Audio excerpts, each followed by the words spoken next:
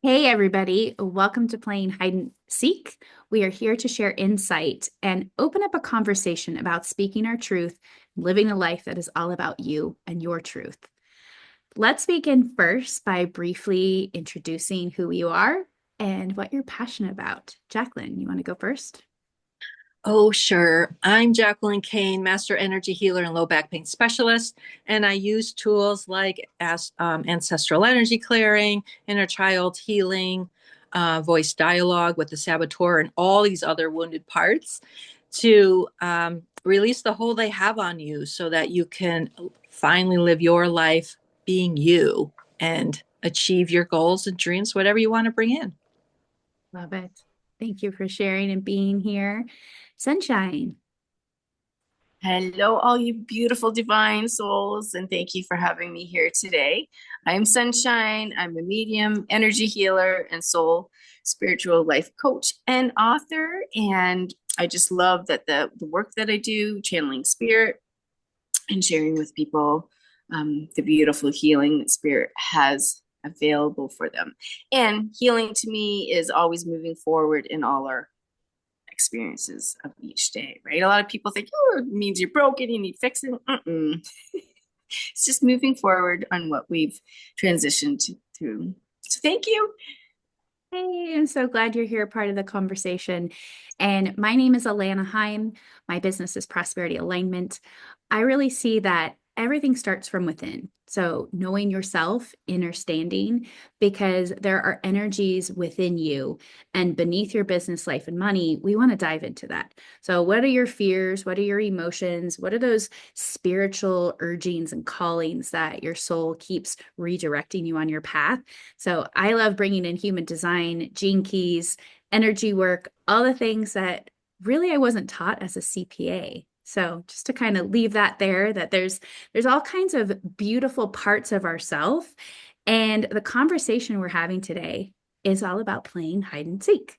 So as a kid, right, it's that fun game of here I am, we're going to play this game, I'm going to hide from my friends, someone's got to come find me. Well, what we've found is that we ultimately play hide and seek in the world when no one knows we're playing that game, but we're playing it with ourselves, we're playing it with our friends, with our family. There are parts of ourselves that we hide away, and there are times that we think nobody else is seeking us, and yet they are. So today we're going to open up a conversation to really dive into the price of peacekeeping and really when silence is costing you more because you're not speaking up.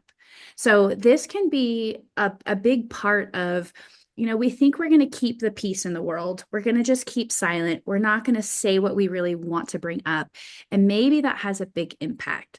So, Sunshine, what kind of information do you want to share? Like, what kind of experiences have you had where you thought that peacekeeping was important by silencing yourself? Yes, that's a huge question, right? And it can be very triggering for people.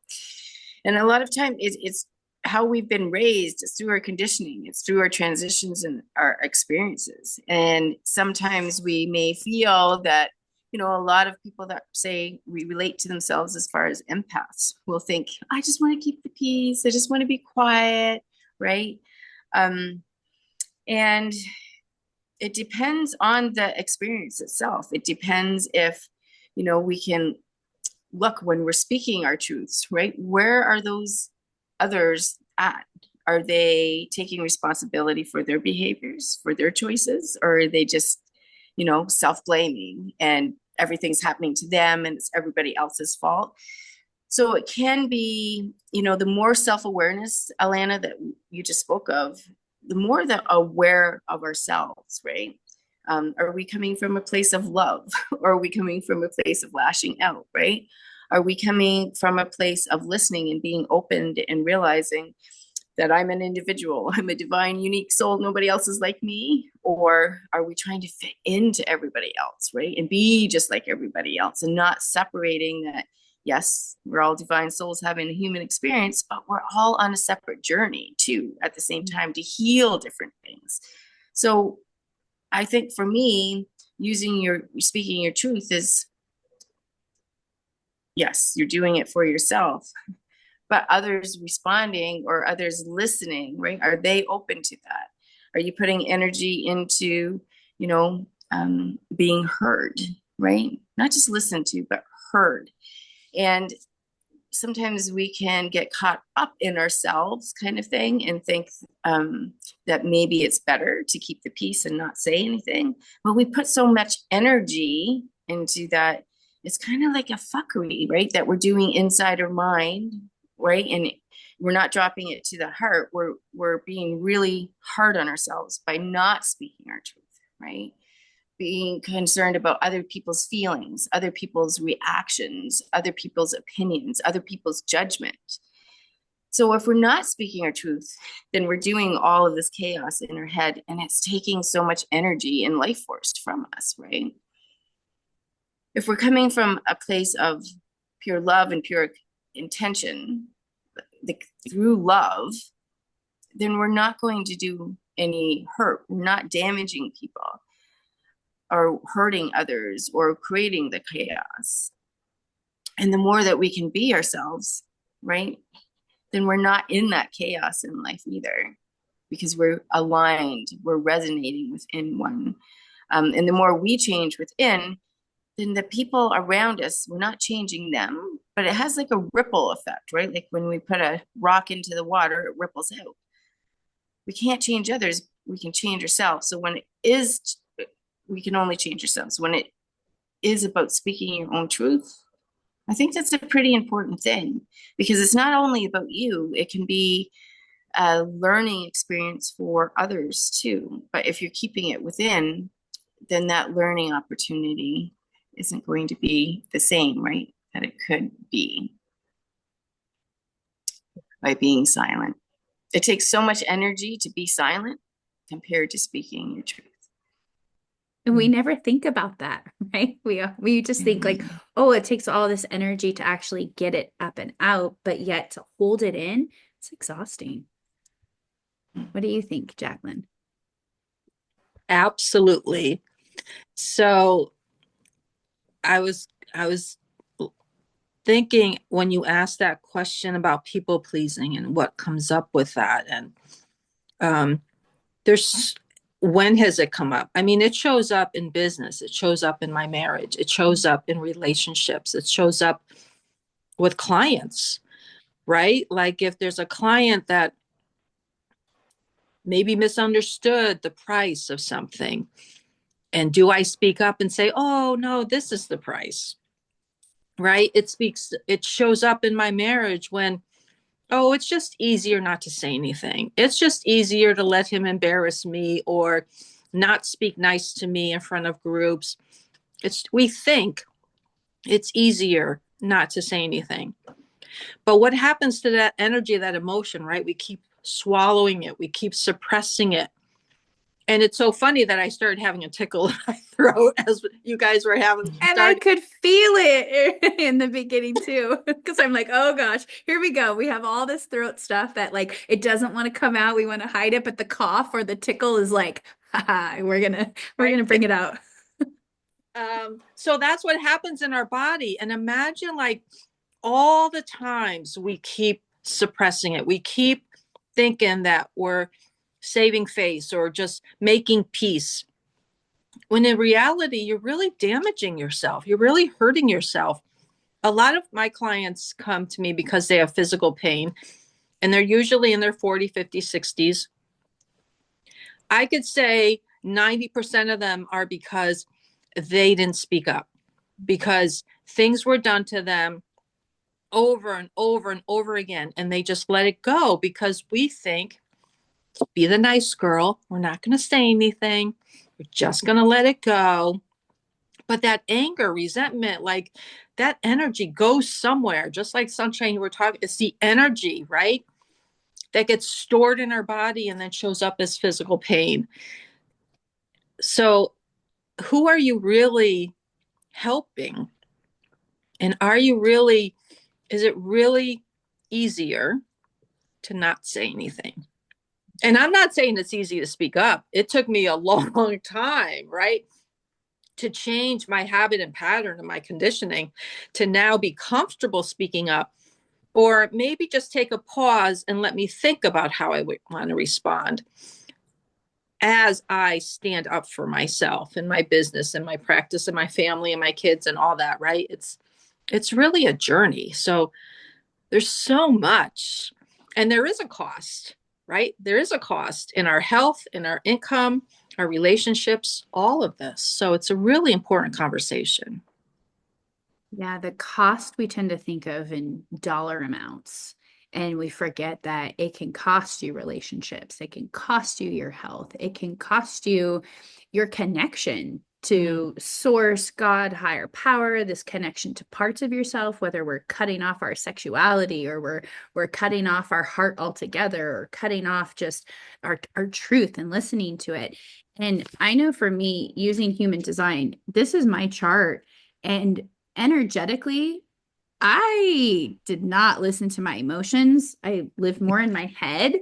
And I see a lot with clients too. And I don't have throat definition. So there's really actually not an exit point to the throat for me on my own, unless there are other humans or other energies at play that suddenly can give me that ability. But it was so easy for me to cut off my truth and my emotions and my feelings. So here I am, like wanting to think logically or come from this place. And it's really easy for my head to be like, yeah, we don't need to go there. We don't need to talk about that. I don't need to bring myself into the equation and talk about poor me and what do I feel, because nobody cares, right? Like that's part of my story or my limitations of why bring it up? Everybody's happy. I'll just acquiesce. I'll just go with the flow and I'll just shut it down. But then the cost really has been connecting to myself. Mm-hmm.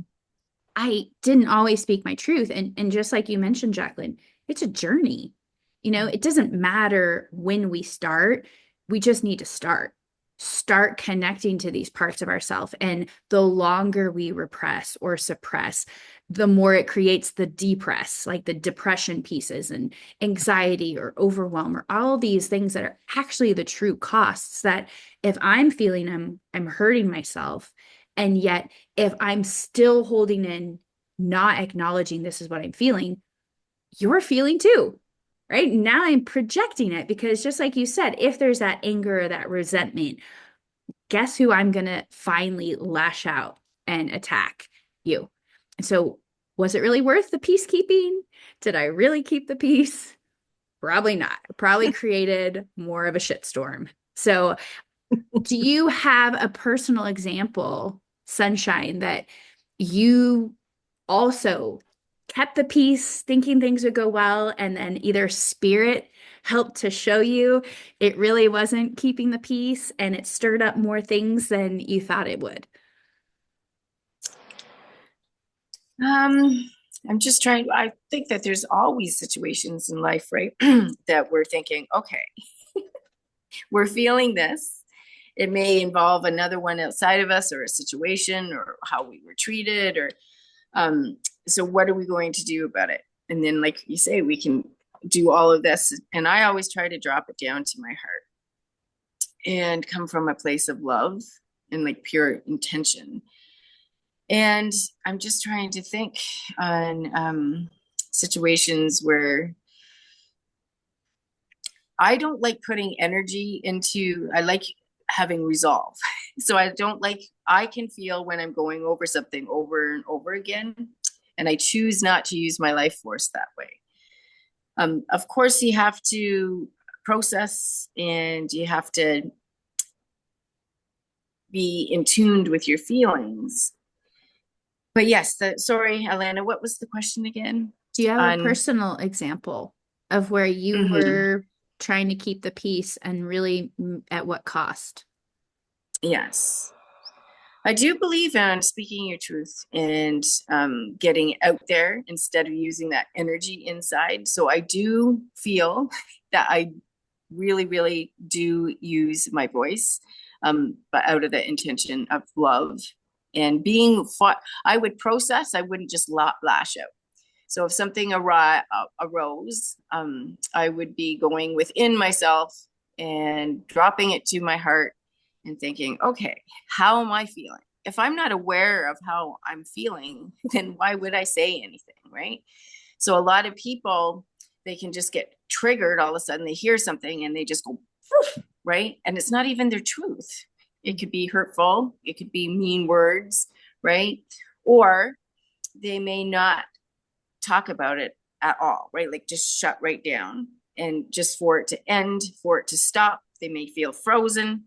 But it is really good to take that time, process, and speak your truth about it. So I'll give you an instant of how my dropping to the heart would be, or when I'm working with others. So say if there's something that happened and the other person doesn't feel like they can talk about it, and or they think that the other person's going to get defensive, or they're going to cause more of that shit storm. It's really important to use that voice because there's just so many energies. So a lot of times if it's involving an individual outside of yourself, there's two things that I would say to do. The one thing is like doing a heart to heart, right? On where you can, if you find with the other individual, you're just going and you're not getting anywhere, do that heart and heart. Speak your truth. The other individual listens, can listen to how you're feeling, what is happening, right? But they can't respond for 24 hours. So you're able to talk, you're able to speak. This is something that, is a very beautiful thing. And then in that 24 hours, it's not like you're not involved if it's a relationship or a husband or a partner. But you can talk about other things, but not that. So they can actually feel, they can actually hear. It's one thing to like listen and hearing, right? It's a total different thing.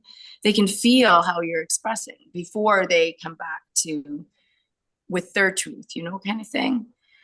The other thing too is we always think of only using or speaking our truth and trying to not cause conflict.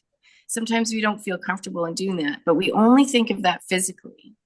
And another tool that I always use is that we can still use our voice, but we think about confronting everything physically, and I'm very spiritual. The other thing, we have more than the physical body. We can always speak to people and talk our truth on a spiritual level, right? We can, it's kind of like knocking on their bubble and saying, hey, can I come in? And talk to them. You can't change anything for them, but you can speak your truth. You can speak your intention.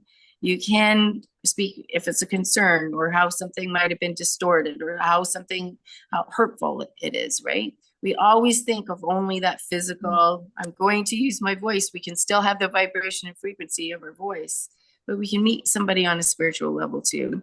So those are two tools that I would use as far as, being able to speak your truth, being able to not worry about making or hurting other people's feelings or causing more conflict. There's that heart to heart that we can do with people. And there's also that spiritual level that we can do with people. So much. And we could always do, a lot of times we can do, there's just different ways. We can always write like a love letter. We can always do a video. We can always leave like a message if it's just not possible to do, because that's another excuse that we'll make, right? That we're not going to say anything because we can't see that person, right? Or that person's just too busy. There's a lot of excuses that we will make up inside of ourselves. And yeah, that's not our truth either. It's just, it takes us away more and more and more from that self-awareness, right? And it just gets more chaotic. It gets more painful. It can turn, right? Everything's energy and frequency. So it can just change our energy, cause dis-ease, right? What Jacqueline was talking about, which can turn into a disease, right? So yes, our voice is very, very important. Yeah. And your truth, how you're feeling, what yes. we think sometimes we shouldn't share. And I know for myself, I have a hard time already getting that energy up. right? I need others to really help bring it out. And so when I finally share, let's say my need, my request, I can say like with my husband, here's what I need. And then it still doesn't happen. I'm not someone who's going to keep bringing it up. And so it was already hard enough for me to share it. And yet, if I have to repeat myself and keep asking, I just hold it in, thinking I'll just keep the peace. And yet, what I'm doing is actually upsetting myself more or going more inward and pulling away and not being as present or not as open and loving and receiving. And so it's this piece of me even recognizing that I do this, having this awareness to go, okay, I've read some of the books, the relationship books, and sometimes the things will be like, oh, well, it's the woman's job to ask, and ask for what you need. And I'm like, I've already done that. I need the reciprocation, but then it doesn't happen. And so it's this part of, thinking then I have to do it all. And I start going into my own story of like, I have to do it. I have to make it happen. And so then I'm like, forget it. I'll just work on myself, and I'll do it myself and I'll give myself what I need. And yeah, what kind of cost am I creating that ultimately is not going to be beneficial for my relationship, for my husband, for me, for the kids, right? And it's like that's the spiral that I know I'm actually creating because I'm still not asking. And as a woman, sometimes our asking them becomes nagging, right? And I'm like, I don't want to be the nagger that has to constantly keep reminding and asking. And so it's just these pieces that I can see that I've learned, I've seen around me, I'm creating myself. And so how can I shift it? Oh, I can see you, Jacqueline. I know you relate. And so what kind of a personal experience have you had where you were trying to keep the peace? It could be in the family, could be in business. And then what did you learn from it to help shift it? Well, you brought up husbands. Good one, right? That's why I was laughing. Yep. Not busting on our husbands. I'm just saying it's a really good practice relationship, right? To come together because we have come together in marriage or partnership to um, energetically kind of help each other heal on certain things. And it's a great way, like that's one of the biggest areas I'd have to say. So if you want an example, when I first started my business and my clients were getting certain results and I'd be like, wow, people are getting out of pain. And I'd have conversations, you got pain. Do you want pain? You want to get out of pain? This is, what I can do. And my husband would be like, you can't say that. You can't tell him you do that. And I'm like, why not? And like in the beginning, it would really agitate me. And as I did a lot of healing and, whether you believe in past lives or not, understanding we may have had past lives together and those relationships are still showing up here, would kind of cause some resentment on my part. And him not understanding or whatever it was, right, would just get in the way. And years ago, before I did my healing, like I'd be pissed at him for days, weeks, like, who are you? And as it's always a sign, right? When you're feeling triggered, which is, I didn't realize that's what was happening. I was getting triggered all the time. It's a sign that there's something in me I have to heal. It's not for him. Yes, I can educate him on maybe don't say those things in front of other people, possible clients, right? That's not helping my business, which is what you want me to do. You want me to bring money in. That's not ultimately helping you. But the more I healed these parts of me that were like, what do you mean I can't say that? Now I just speak up. I've been able to stand in my power. And maybe I'm not saying it the way in the moment how I should say it, but I've learned to like take a pause and say, how do I want to respond to this? And then find the right time where I'm not nagging, where I'm standing in my power. I'm very consciously saying, this is how I'm feeling. When you said that, I felt this. Can we not do that going forward? And I mean, we've been married 32 years. We've had our ups and downs. Relationships, marriages, they can be hard. But I have to say, we're in such a better place. And the more I speak up freely without all that anger and resentment, right? We're just having a conversation. We're able to have more fun. We're able to be around each other longer without all that stuff coming up.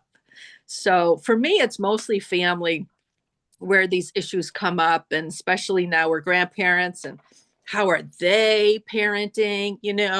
We could all give a lot of information, and I'm like, in this situation, I'm going to be quiet, and I trust that they're going to figure it out. Yeah, and that's part of the dance. It's part of the journey. It's why you chose your husband, he chose you, and the families, right? You don't realize you then are choosing the families, and then they get to be the reflection of all the healing and all the stuff. And yay! Mm-hmm. So I know Sunshine already brought up some tools. What tools do you like to use to really support you when you start to recognize where maybe you're like repressing or holding pieces in, and what helps you to speak up more?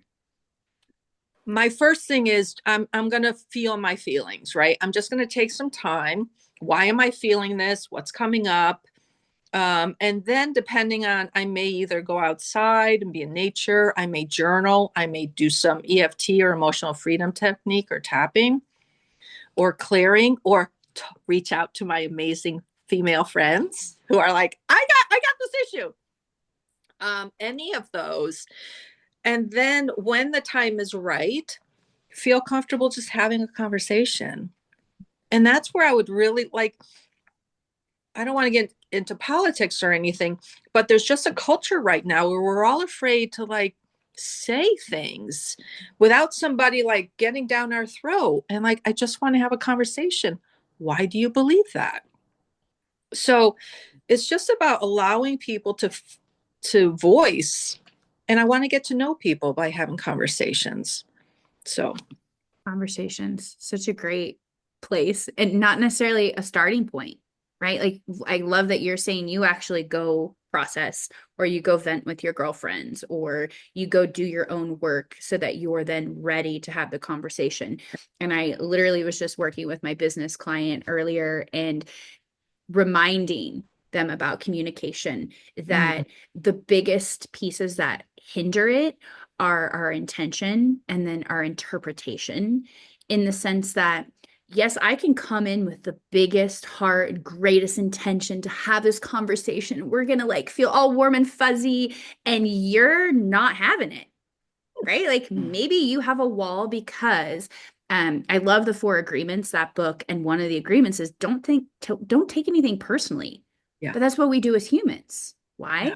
Because for once we were kids and the hurt kept happening and things kept happening, it just feels like it's personal. So if I'm coming at you with like this big intention of like, we're going to have the greatest relationship and I've got this issue with you right now, and I come in, maybe I ask a question, or I just come in and say, you may already take it personal, get defensive, and put up this wall like, we're not having this conversation. You are not coming at me. Or I'm like, what? That wasn't my intention, but you're already misinterpreting it. You're already thinking that I'm your mother who's coming at you, who's nagging. You know what I mean? And so it's like, I get that. And yet, how do we then have a conversation? And I just keep saying, all we can do is come from a place of explanation, being upfront, transparent. Look, I'm the one who's feeling upset about a situation. Is now a good time to talk? And maybe now I'm asking questions to say, what did you mean when you said this? Versus you said this and blah, blah, blah, right? It's like immediately I'm going to go into attack mode, which already puts you on the defense. And now we're not having a conversation. I feel like that is politics to a T, right? Like we don't really ask for people's opinions. We immediately also talk as if opinions are truth, and they're not, right? And it's these parts of ourselves that we really hold on to so tightly, these beliefs that just keep us in this space of now fear, to hold back, not want to speak our truth. So do you have anything you want to add, Sunshine, about just these dynamics of how communication comes in, and really when we're dealing with speaking our truth and sometimes silencing ourselves, how does that play out? Speaking your truth is so important. So just think about like we can all think about speaking our truth with a situation, right? That we're probably in right at this instance in a way, right? That's circling around us. So we think about choosing to speak our truth and use our voice and how that feels, right? Compared to not using our voice about it at all. So that has the vibration and the frequency to it is completely different, right? If you think about not using your voice and how that feels, because we've all experienced using your voice and speaking your truth, we've all felt that, we've all experienced that, compared to using your voice. So it's very disempowering not to use your voice. It is very, it can be degrading. It can be very hurtful. But to use your voice can be empowering, right? It can feel like being visible, seen and heard. It can feel that, you know, you have a place out there, right? Or that you're loved, that you're supported, compared to feeling like alone and nobody understands and the black sheep and all of that, right? So it can, to go back and forth like that, you can feel the difference in you about using your voice. And, you know, we're politics have been mentioned a little bit, and belief systems. And if you look at that, what's out there in the matrix right now, it's just, you know, a lot of fear that was brought in, you know, a few years back. It's back again. And the beliefs, the beliefs, have they even been our beliefs in the first place, or have we been just conditioned to know nothing but that? We've never known nothing but somebody has to be in charge. Somebody has to, right? So it's just breaking down almost like an addiction that we've all had that maybe we haven't recognized. Society teaches us backwards in all things, right? to go like everybody else, right? Like to, you know, that's empowering, is to follow what everybody else is doing. But that's not your truth. But that's instilled to be our beliefs when it may not resonate or align, and we wonder why life can feel so chaotic or like a merry-go-round, because we're supposed to jump off following everybody else and what aligns and what is our truth, and instead of following everybody else's beliefs, right? So, you know, yeah, it just it feels completely different being able to speak your truth, right? Yeah. I think it has more consequences not speaking your truth. So, yeah. On everything inside of you and everything on the outside of you. Mm-hmm.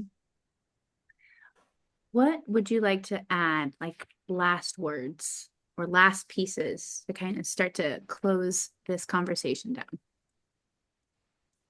Jacqueline? I just you can go, Sunshine, either way. Yeah, you go, Sunshine. I was just going to say really quickly that I think that we sacrifice almost pieces of ourselves when we can't use our voice. So, and, you know, it's just, you know, why give fragments of ourselves away or like dissolve little pieces, right? Like, why not be a whole puzzle with ourselves, then have other people try to find the pieces for us, right? So, yes. And thank you. Thank you. What a wonderful question. Mm-hmm. Yeah, I think that I would really love more people to talk about speaking their truth, because I feel that it's a great new habit and pattern to have our kids feel really comfortable speaking up. There's a lot of kids. I mean, I understand that parents before us didn't feel comfortable speaking their truth, right? They were just surviving. So now that there's more freedom of speaking up, I'd love our children to also be able to embrace that. And when we do that, I think we'll be able to heal the fear around speaking up so that kids don't have to act out in different ways. They can just be themselves. So good. And Yeah. really, that comes from us being the starting point of that ripple, just like you mentioned earlier, Sunshine, of that rock in the water and the ripple. As much as we want the children to be able to speak their truth, it starts with us, the parent or the grandparent, or we have to be the role model. We have to show what's possible. And if I'm allowing myself to speak my truth and feel my big emotions, more and more my kids get to see that. And then they're able to speak their truth and Yeah. share how they're feeling.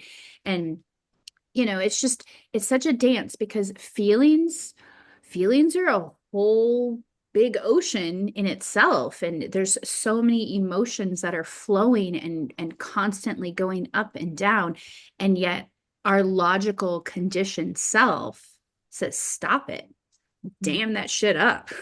Like, we don't have space for you. And it's like, it's still the wave pool, like at the water park. Like, it's still gonna keep going even though you've boxed it in. And so it's like, but then that's part of our truth. If I'm feeling a certain way, I can acknowledge it, and now I can speak about it and share it. And you already know, oh, she's in a grumpy place, she's not actually attacking me. Okay, I'm not going to take it personal. I can just open myself to listen and be that safe space. That's how it begins. And sometimes we don't always feel safe. And just like Sunshine was mentioning, the voice, like, it's disempowering not to speak our truth. And yet part of the conditioning will tell you it's disempowering to speak your truth, right? Mhm. So if we are coming from that low vibrational place, why? What have we had happen in our lifetimes? Any pieces that have come through where maybe our parents did say shush and stop talking, and you can't say that and you can't do that, and all these things that have like kept us feeling like, oh, I can't speak because my words hurt others or people don't want them. That's the time to question the reality of that belief. And why are we still doing these same things and perpetuating however our parents were, our grandparents, and the ancestrally? And that's where Jacqueline comes in with ancestral healing. And there's so many things that can shut us down, have us hiding. I want you to start to play the seek part. Like, let's play the game where now we're seeking ourselves. We get to seek that truth, and we can realize there doesn't need to be the silence. We don't need to create the cost. Really, we're investing in ourselves, and we're helping to invest in the kids and the people around us because we're investing in our truth. And our truth is everything. So I absolutely adore both of you. I love everyone that each of you that are watching and opening yourself to have this conversation, because this is where we get to create and rebirth ourselves, each other, community, and the world around us. So thank you for participating and joining us in our conversation of playing hide and seek. We'd absolutely love if you would leave comments or engage in the conversation, and also share your experiences. Where have you started to open up and share your truth, and you're starting to take back your power? So, thanks everybody. Love you. Bye.